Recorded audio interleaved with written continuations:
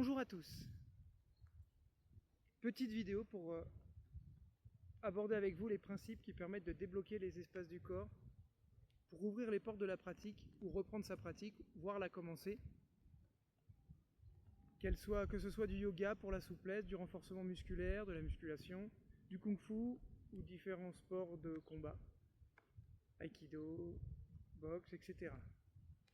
C'est un des premiers principes que je transmets lorsque j'enseigne le kung-fu de guérison du renaître à soi, en milieu médical ou pas d'ailleurs, pour lever, et que j'ai moi-même dû réaliser pour lever la difficulté initiale de pouvoir réapproprier mon corps après ma sortie du coma.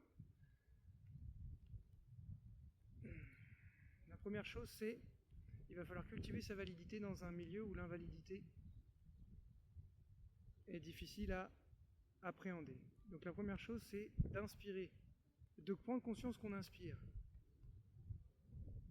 Comme la première fois qu'on est sorti du ventre de notre mère, que la vie s'est insufflée en nous. Dernier soupir, le corps nous quitte entre une inspire et une expire, toute notre vie s'est déroulée devant nous. Donc, en prenant conscience de l'inspire, qui relie l'inspire, spire, spiritus, l'esprit, à l'action, donc au corps, c'est ce que un de mes profs m'a enseigné à mes premiers cours avec lui à la sortie du coma, Georges Charles, dont ce kung-fu est en filiation de l'école des trois harmonies. Voilà. C'est pas un cours, je précise, c'est pas un cours, c'est des principes qui aident les patients que je vous transmets ici. La première chose, c'est se relier à l'inspire et l'expire, qui mène la vie en nous.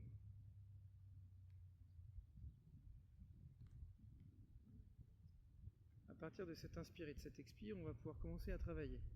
L'idée, c'est de relier le corps. Alors, on peut prendre un bâton pour relier les espaces. L'idée, c'est que le cerveau puisse se relier et qu'on puisse donner une intention dans le corps. La première chose qu'on va devoir faire quand on sort du lit, alité longtemps, c'est récupérer des hanches et des épaules. On va donc se placer. Ici, on va essayer assis. Je vous conseille de le faire assis, comme ça permet de commencer à avoir des coudes qui sont ployés, et alors on va récupérer hanches et épaules assez facilement. Un principe quand on fait face à un handicap ou une maladie qui nous invalide, c'est de... Ce qui suffit sera suffisant. Donc, si on peut relier un bâton, on le relie. Si on ne peut pas, on prend ses mains. En tout cas, on va relier les deux côtés, droite et gauche. Et il vaut mieux faire ce qu'on peut et le faire que vouloir faire mieux et rien faire du tout. On va démarrer ici. Aujourd'hui, on va aborder les jambes puisque les épaules sont reliées aux hanches. Donc il faudra relier les hanches pour s'asseoir sur la table de kiné, par exemple. C'est une des premières difficultés que j'ai eues en me levant du lit. Donc ici, on va essayer de relier les hanches. Et laisser l'inspire. L'idée, c'est de poser l'intention dans les espaces du corps que le cerveau a tendance à rejeter, voire même à négliger, à déserter. Et on va laisser l'inspire et l'expire s'y connecter. L'avantage du bâton, c'est que quand on a des troubles et qu'on ne sait pas où sont situés les espaces du corps et les articulations, qu'on ne peut plus les reconnecter, c'est qu'on voit si c'est de niveau ou pas. Si on a le bâton qui est comme ça, c'est qu'on a les hanches, il y a un problème au niveau des hanches. Donc ici, tranquillement, on met à plat et on va laisser l'inspire et l'expire s'y connecter. L'idée, c'est de poser l'intention. Je ne vais pas vous décrire toutes les vertus et les principes neurologiques de reprogrammation qui sont liés à ça, mais déjà ici, l'idée, c'est de pouvoir vous remettre en selle et que vous repreniez les rênes de votre force de vie dans les espaces du corps.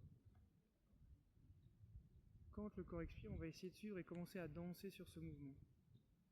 Inspire et l'expire en allant d'une hanche à l'autre. Et on va essayer de scanner tranquillement les espaces. Alors Tao, voilà, il va falloir trouver votre Tao. Tao, c'est le passage. Comment vous allez faire pour relier vos espaces? Est-ce que c'est un bâton, un sabre, un plus court? À vous de voir. Je vois même pas de bâton du tout. Et si j'arrive pas à tenir, je peux placer le bâton sous ma main et les relier comme ça. À vous de voir. En tout cas, il faut relier, il faut installer le cerveau dans un confort.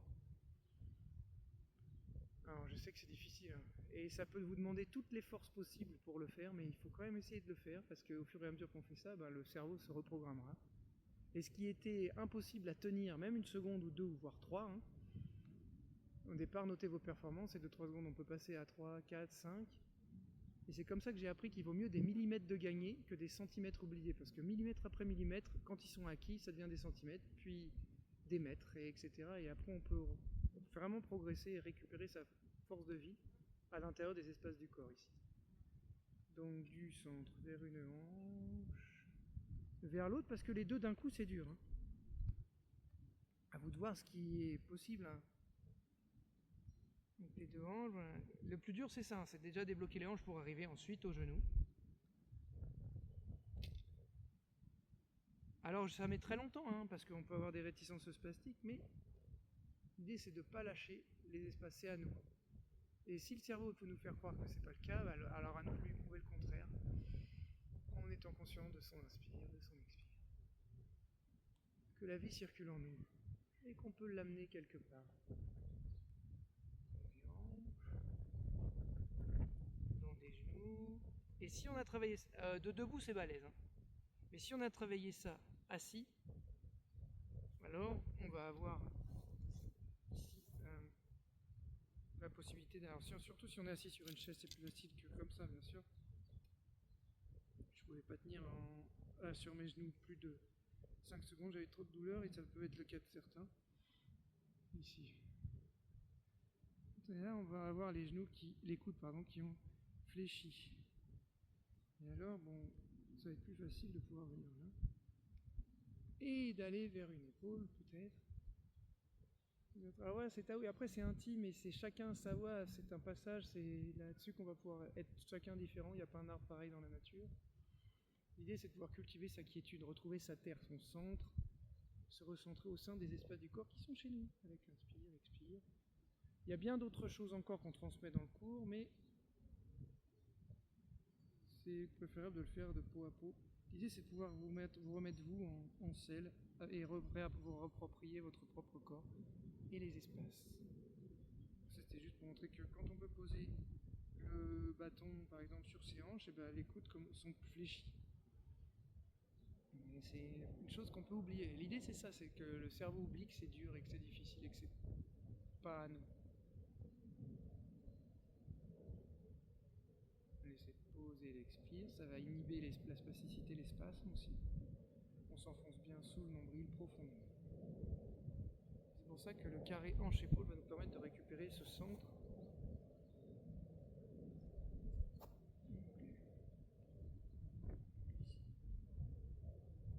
Alors après, c'est à vous de voir, hein. Comme vous disiez, ça peut aller vers des mouvements de souplesse. De yoga. On peut aller jusqu'aux orteils. L'idée, c'est d'arriver jusqu'ici si on veut travailler ses jambes.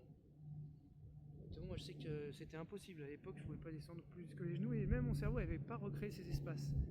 J'avais les hanches parce que j'arrivais à m'asseoir en fauteuil ou sur les tables de kiné, mais au-delà des hanches, aller chercher les genoux, ça n'existait pas. Et à force d'y aller, alors occupez-vous d'une jambe après l'autre, ça c'est vrai que c'est pour pas disperser l'énergie, concentrez-vous toutes vos attentions sur une jambe, une articulation après l'autre. C'est vraiment une stratégie de guerre. On reprend possession des terres les unes après les autres pour gagner cette guerre. La force et récupérer l'accès, la connexion à notre force de vie dans le corps. Et l'intention, laissez l'intention s'y poser. Ensuite la respiration, laissez l'esprit s'y reconnecter.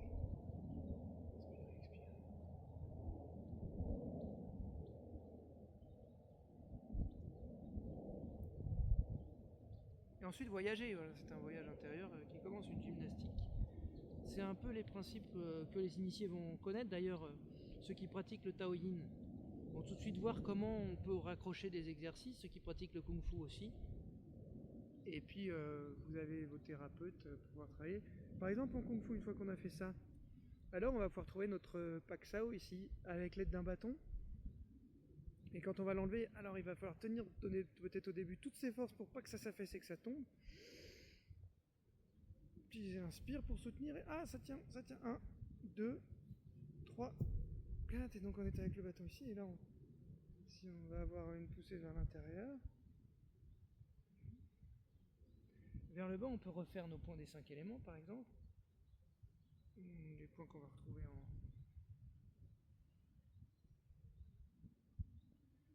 qui a raté. Après ça devient dur quand ça commence à tourner, mais voilà, le blocage bas. Mieux vaut faire ce qu'on peut et le faire que vouloir faire mieux et rien faire du tout.